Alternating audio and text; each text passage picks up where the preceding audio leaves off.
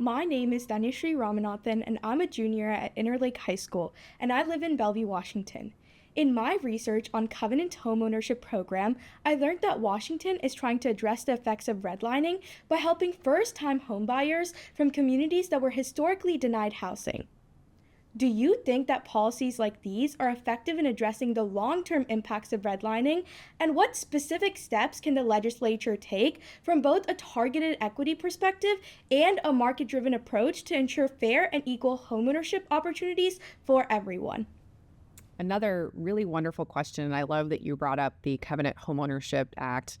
It's the first law of its kind in our nation, sponsored by Representative Jamila Taylor, my colleague when I served in the House.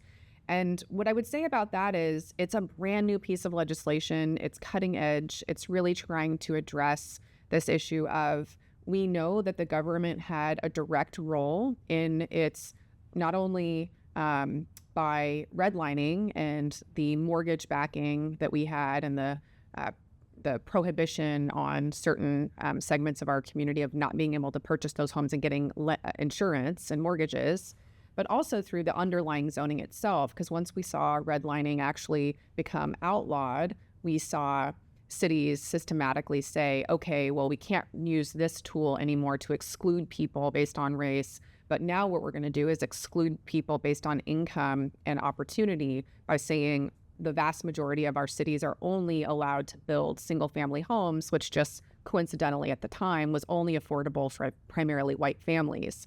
So because we had a direct role in that, and we still see ramifications of that today. For instance, the statistic is Black homeownership is lower today than it was when redlining was outlawed. So clearly that impact of that policy and the subsequent policies of exclusive single-family zoning have had long-lasting impacts.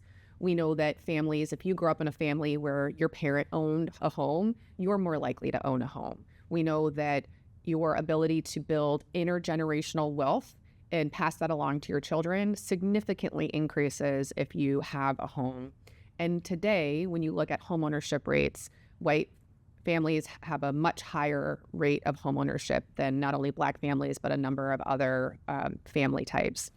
So the Homeownership Covenant Act, the Covenant Homeownership Act, that's first of its nation in the nation, first of its kind. We're going to have to see how that policy actually plays out and the opportunities that it provides. I'm really hopeful that we're going to see some long-term impacts of that. What I would say is that we've also done things like eliminating single-family zoning and saying, you know, in the midst of a housing crisis and in the midst of opportunity being inaccessible by so many people, we're going to make sure that different home types of different varieties are legal to build anywhere. The reason why that's really important is because we've seen over years cities, what they do to accommodate population growth, what they typically do is they allow multifamily apartments and only in certain areas of their communities. And they lock out those single family communities that have the really great sidewalks, amenities, schools, high opportunity areas from folks that cannot afford it. And we also see that disproportionately impacting our communities of color and our Black families. So that's really important because it's about increasing equity and those homeownership opportunities and just living, even if you're renting in those areas, because now there's more housing that's available. We know that upward mobility and your where you live, your zip code, your long-term health outcomes, your income level, all is impacted by the place that you're living in. So that's something that I hope that we're going to see have a real positive impact.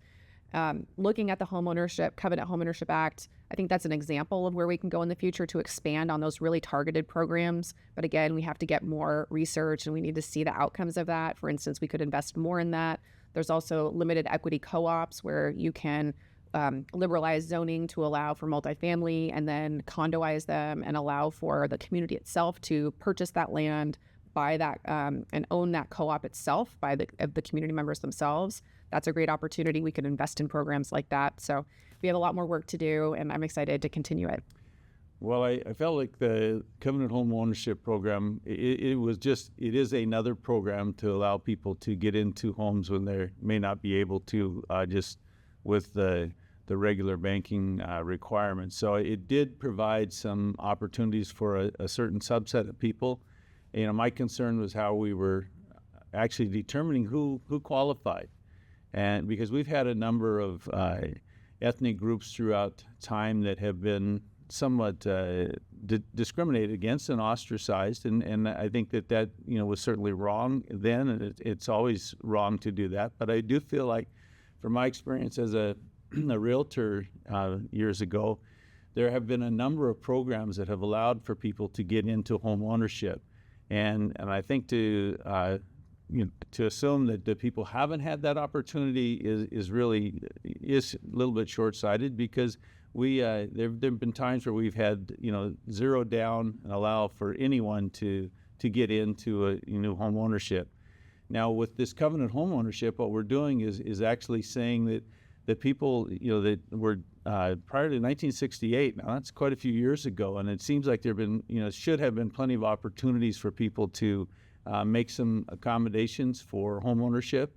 The unfortunate thing, of course, is that home ownership has become less attainable for a number of people just because of the rising costs of homes. But as far as redlining and going forward, I mean, that's been long ago outlawed. And what I'm saying is that, the way our structure has been, we certainly do not allow for discrimination of any kind. And there are so many, when I say so many, there's a number of protected classes that preclude you from having any type of discrimination. So my goal is to have an equal opportunity for all, because I think that we certainly have created educational opportunities that allow people to better their standing in society. We had some great job opportunities that have come to our state, which should have allowed people to get into a financial position where they're able to make that initial purchase and move on up through that home ownership strata. So I do think that we need to do all we can to ensure that everyone has that opportunity. But I do think that people need to take advantage of the opportunities and be responsible and accountable for their own outcomes.